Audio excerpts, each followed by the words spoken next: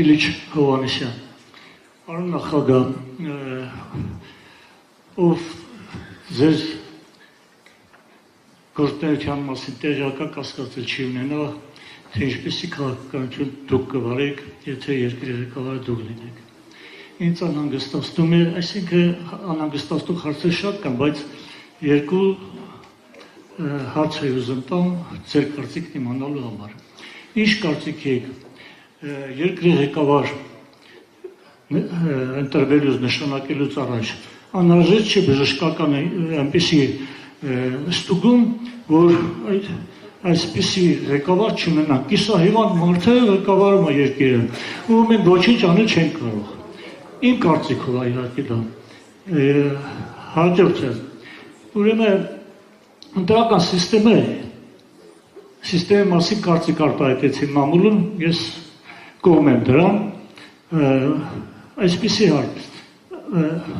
Փաստորեն ստացվում է այնպես, որ տգետն ու պրոֆեսորը մի ձայն ունեն։ Հնարավոր չի IQ-ի միջոցով մարդկանց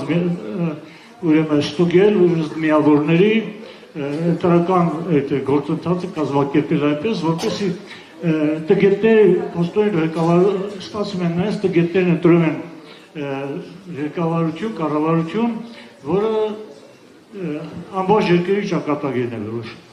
Հասկացա, նայեք, առաջի հարցի վերաբերյալ լրիվ կողմ եմ, պատրաստ եմ այդ փսիխոն հանձնելու, չգիտեմ ուրիշների պատրաստակամությունը ինչպեսին է, բայց լրիվ ընդունում եմ, որ սա իսկապես պրոբլեմ է, հետո կան մարդիկ, որոնք սահմանային է, չէ, բժիշկ եք, որ սենց սեզոնային մեկ-մեկ են կողմնա գնում, մեկ-մեկ ես կողմ, որ ասում յանը տանումա բերում, նման մի բան։ Երկրորդ հարցը, գիտեք, ամբողջ ընտրությունների պատմությունը վերջի մի 300 տարվա գնում էր դեպի սահմանափակ իրավունքի ընտրական,